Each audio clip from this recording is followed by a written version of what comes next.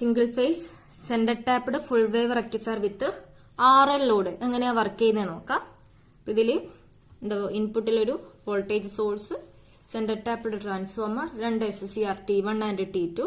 ഇതിൽ യൂസ് ചെയ്യുന്ന ലോഡ് എന്താ? RL load. നമ്മൾ ലോഡ് കറണ്ട് കണ്ടിന്യൂസ് ആണെന്ന് അസ്യൂം ചെയ്യുന്നത്.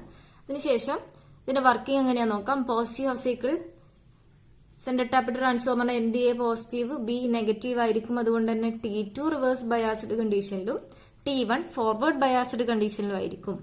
നമ്മൾ omega t equal to alpha ഇൻസ്റ്റന്റിൽ ഇതിനൊരു ഗേറ്റിംഗ് സിഗ്നൽ കൊടുത്തു കഴിഞ്ഞാൽ ഇതെന്ത് ചെയ്യും? കണ്ടക്ട് ചെയ്യാൻ വേണ്ടി തുടങ്ങും.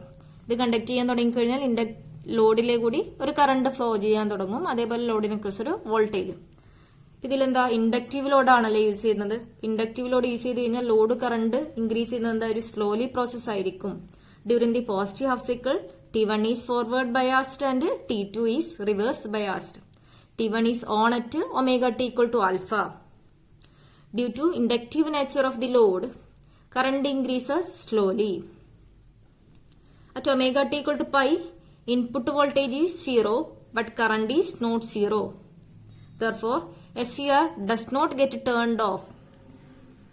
Omega t equal to pi ഇൻസ്റ്റന്റിൽ ഇൻപുട്ട് വോൾട്ടേജ് എന്ത് ചെയ്യുന്നുണ്ട്? 0 പോയിന്റ് ആണല്ലേ പൈ ഇൻസ്റ്റന്റിൽ. പക്ഷേ SCR T1 കൂടിയുള്ള കറണ്ട് എന്ത് ചെയ്യുന്നില്ല? 0 ആവുന്നില്ല. എന്തുകൊണ്ടാ? ഇൻഡക്റ്റീവ് ലോഡാണ്. ലോഡിൽ ഇൻഡക്റ്റീവ് ലോഡ് ഉള്ളത് കൊണ്ട് തന്നെ കറണ്ട് പൈക്ക് ശേഷം ഒരു പൈ പ്ലസ് ആൽഫ ഇൻസ്റ്റന്റിലാണ് ഈ കറണ്ട് 0 ആവുന്നത്. അപ്പൊ പൈ പ്ലസ് ആൽഫ വരെയും T1 എന്തായിരിക്കും? കണ്ടക്ടിങ് ആയിരിക്കും. ഇനി omega t equal to pi plus ആൽഫയിൽ നമ്മൾ എന്ത് ചെയ്യും? T2 SCR T2 ഒരു ഗേറ്റിംഗ് സിഗ്നൽ കൊടുക്കും. അപ്പം at omega t equal to pi plus alpha, T2 is turned on. As a result, T1 get turned off. T2 conduct from pi plus alpha to 2 pi plus alpha. And T2 is turned off when T1 is turned on at omega t equal to 2 pi plus alpha. ഈ T2 എന്ത് ചെയ്യുന്നുണ്ട്? Pi plus alpha to 2 pi plus alpha വരെ conduct ചെയ്യുന്നുണ്ട്. ഇനി ഈ 2 pi plus ആൽഫയിൽ നമ്മൾ എന്ത് ചെയ്യും? വീണ്ടും SCR T1 ഗേറ്റ് സിഗ്നൽ കൊടുക്കും. ഇത് കണ്ടക്ട് ചെയ്യാൻ വേണ്ടി തുടങ്ങും. ആ സമയത്ത് T2 ടേൺഡ് ഓഫ് ചെയ്യും. ഇതിന്റെ വേവ് ഫോം എങ്ങനെയാ നോക്കാം. ഇൻപുട്ട് വോൾട്ടേജ് എന്താ? സൈൻ വേവ് ആണ്. ഇതിന്റെ പോസിറ്റീവ് ഹാഫ് സൈക്കിളിൽ ആൽഫ ഇൻസ്റ്റന്റിൽ നമ്മൾ എന്ത് ചെയ്യുന്നുണ്ട്? T1 ഗേറ്റിംഗ് സിഗ്നൽ കൊടുത്തു കഴിഞ്ഞാൽ അത് കണ്ടക്ട് ചെയ്യാൻ വേണ്ടി തുടങ്ങും. അപ്പം voltage V0 equal to VS ആയിരിക്കും. ഇനി ഇതെന്ത് ചെയ്യുന്നില്ല? ഇൻഡക്റ്റീവ് ലോഡാണല്ലേ. ഇൻഡക്റ്റീവ് ലോഡ് ആയതുകൊണ്ട് തന്നെ കറണ്ട് ഇൻക്രീസ് ചെയ്യുന്ന സ്ലോലി പ്രോസസ് ആയിരിക്കും. അതേപോലെ കറണ്ട് 0 ആവുന്നില്ല അല്ലെ. കണ്ടിന്യൂസ് കറണ്ട് ആണ്. SCR T1 കൂടിയുള്ള കറണ്ട് എപ്പോഴാ 0 ആവുന്നത്? പൈ പ്ലസ് ആൽഫ ഇൻസ്റ്റന്റിൽ. അപ്പൊ പൈ പ്ലസ് ആൽഫ ഇൻസ്റ്റന്റ് വരെ SCR T1 എന്തായിരിക്കും? കണ്ടക്ടിങ് ആയിരിക്കും. The SCR does not get turned off at omega t equal to pi. The current continues to flow through T1 and load. As a result, negative voltage appears across the load. Inductive load ആയതുകൊണ്ട് നമ്മളെ ലോഡിൽ എന്താ? Resistive ലോഡും ഉണ്ട്, അതേപോലെ inductive ലോഡും ഉണ്ട് അല്ലെ. RL ലോഡാണ് യൂസ് ചെയ്യുന്നത്. അതുകൊണ്ട് തന്നെ ലോഡിന് അക്രോസ് ഒരു നെഗറ്റീവ് വോൾട്ടേജ് ആക്ട് ചെയ്യുന്നുണ്ട്. ഇനി പൈ പ്ലസ് ആൽഫ ഇൻസ്റ്റന്റിൽ കറണ്ട് 0 ആയി. T1 ടേൺഡ് ഓഫ് ആയി. ഇനി T2 നമ്മൾ എന്ത് ചെയ്യുന്നത്? പൈ പ്ലസ് ആൽഫ ഇൻസ്റ്റന്റിലാണ് T2 ഗേറ്റ് സിഗ്നൽ കൊടുക്കുന്നത്. കണ്ടക്ട് ചെയ്യാൻ വേണ്ടി തുടങ്ങും. സോ അതിന് ക്രോസ് ലോഡിന് ക്രോസിലെ വോൾട്ടേജ് വീണ്ടും ഇൻക്രീസ് ചെയ്ത് V0 equal to VS. T2 ഏതുവരെ കണ്ടക്ട് ചെയ്യും?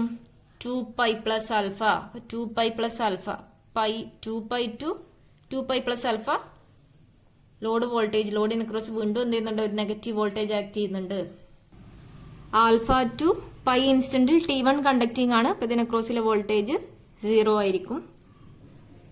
ഇനി alpha to pi plus alpha വരെയും T1 കണ്ടക്ടിങ് ആണ്. അതിന് ക്രോസിലെ വോൾട്ടേജ് 0 ആയിരിക്കും. ആ ഒരു ഇൻസ്റ്റന്റിൽ T2 എന്താ? ടേൺഡ് ഓഫ് കണ്ടീഷനിലാണ്. സോ അതിന് ക്രോസിലെ voltage V0 equal to VS തന്നെ ആയിരിക്കും. V0 equal to twice the supply voltage. എന്തുകൊണ്ടാ? സെന്റർ ടാപ്ഡ് ട്രാൻസ്ഫോമർ ആണല്ലേ യൂസ് ചെയ്യുന്നത്. ട്വൈസ് ദി സപ്ലൈ വോൾട്ടേജ് ആയിരിക്കും. കണ്ടക്ട് ചെയ്യാത്ത സമയത്ത് SCR നെക്രോസിലെ വോൾട്ടേജ്. ഇനി pi plus alpha to 2 pi plus alpha വരെയും T2 കണ്ടക്ടിങ് ആണ്. അപ്പൊ ഇതിന് അക്രോസിലെ voltage pi plus alpha to 2 pi plus alpha T2 conducting ആണ്. ഇതിന് അക്രോസിലെ വോൾട്ടേജ് 0 ആയിരിക്കും.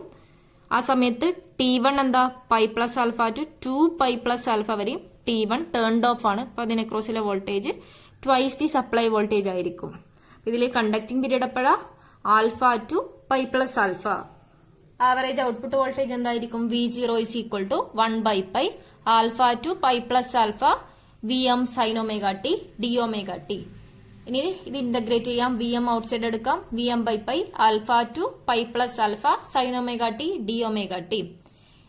ഇനി ഇത് ഇന്റഗ്രേറ്റ് ചെയ്ത് കഴിഞ്ഞാൽ average output voltage V0 average is equal to 2Vm by pi cos alpha.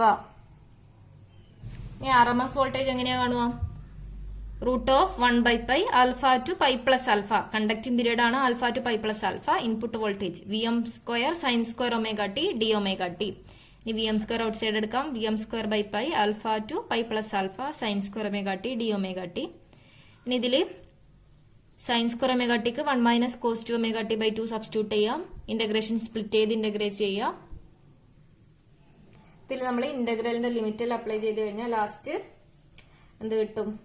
RMS V0 RMS is equal to Vm by root 2.